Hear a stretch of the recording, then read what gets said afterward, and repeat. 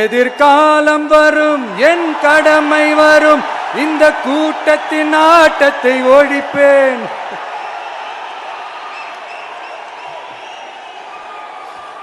மக்கள் அரசியல் என்ற அந்த சவுக்க கையில் எடுக்கலாமா? யாருக்கு எதிரான தானே கேட்கிறீங்க? வேற யாரு? மறைமுக உறவுக்காரர்களான பாசிச பாஜகவும் பாய்சன் திமுகவும் தான். மாண்புமிகு பிரதமர் நரேந்திர மோடிஜி அவர்களே மூணாவது முறையா ஒன்றியத்தோட ஆட்சி அதிகாரத்தை நீங்க தானே கையில் வச்சிருக்கிறீங்க. இல்ல நாங்க தெரியாம தான் கேட்கிறோம். நீங்க ஆட்சிக்கு வந்தது ஒட்டுமொத்த மக்களுக்கும் நல்லது செய்யவா, இல்ல நம்மளுடைய இந்த இஸ்லாமிய நண்பர்களுக்கும் இஸ்லாமிய தோழர்களுக்கும் எதிராக சதி செய்யவா? மக்களுக்கு உங்ககிட்ட கேட்கறதுக்குன்னு ஏராளமான கேள்விகள் இருக்குது.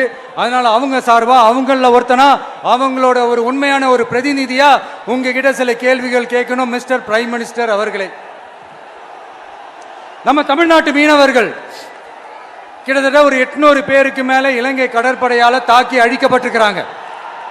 அதை கண்டிக்கிறதுக்காக உங்களை பெருசா எதுவும் செய்ய சொல்லல, சின்னதா ஒன்னே ஒண்ணு மட்டும் செஞ்சு கொடுங்க. இனிமேலாச்சும் எங்களுடைய மீனவர்கள் பாதுகாப்பா இருக்கிறதுக்காக இந்த கச்சத்தீவை இலங்கை கிட்ட இருந்து மீட்டு கொடுத்துருங்க, அது போதும்.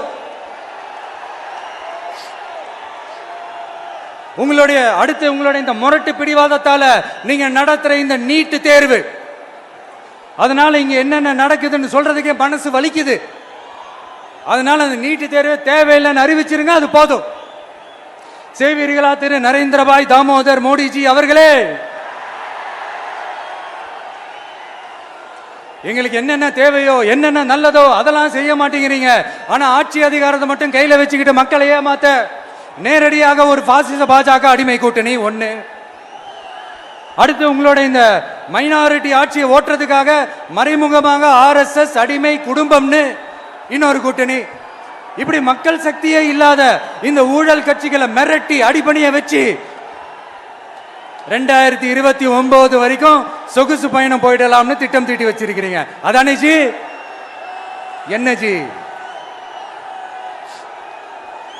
ஒண்ணு மட்டும் சொல்றேன், தெரிஞ்சுக்கங்க. என்னதான் நீங்க இந்த நேரடி மறைமுக கூட்டணி குட்டிகரணம் போட்டாலும் தாமரை இலையில தண்ணியே ஒட்டாது. தமிழக மக்கள் மட்டும் எப்படி ஒட்டுவாங்க?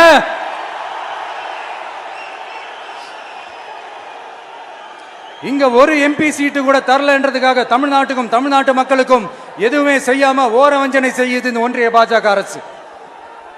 சங்கம் வச்சு தமிழ் வளர்த்த மண் இந்த மதுரை மண். அதனால இங்க அந்த கீழடியில கிடைச்ச ஆதாரங்களை எல்லாம் மறைச்சிட்டு எங்க நாகரிகத்தையும் எங்க வரலாறையும் அழிக்கிறதுக்காக உள்ளடி வேலை செய்யலாம்னு நினைக்கிறீங்க. தமிழ்நாட்டை தொட்ட என்ன நடக்கும் நீங்க பல உதாரணங்கள் இருக்குது. அதனால இதையெல்லாம் மறைச்சிட்டு எங்க மக்களை ஏமாத்திடலாம்னு மட்டும் நினைக்காதீங்க.